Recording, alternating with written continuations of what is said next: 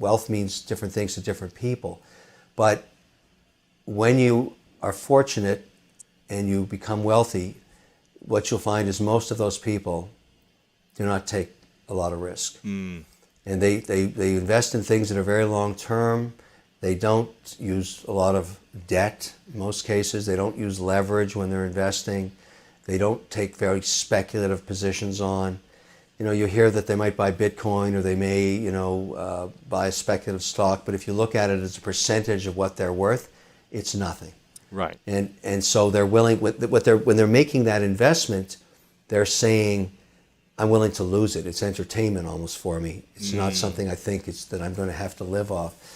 And the other thing I found, because I advise a lot of wealthy people, because my companies that I invest in, of which I have over 30, at any one time 10% of them are being acquired by a private equity firm or being bought by a strategic. And I've known the entrepreneur, and maybe it's their first liquidity event. I try and help them on that journey. And some of them, get $100 million or $80 million. We've got plenty of the situations like that. And they're young.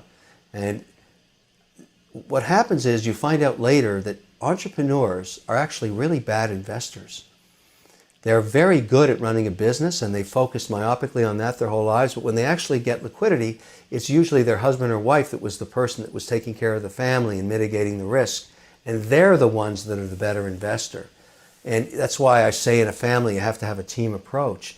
But I've learned this, that you'll find that what's successful about families is they know what they're good at, or wealthy people, and they know what they're not good at. And they don't try and do things they don't understand. And it's important because you have to say, I have limits on my skills.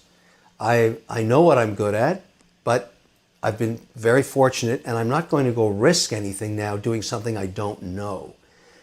I see that characteristic a lot. And the other thing that I would say is different, and this may have a lot to do with the concept of karma.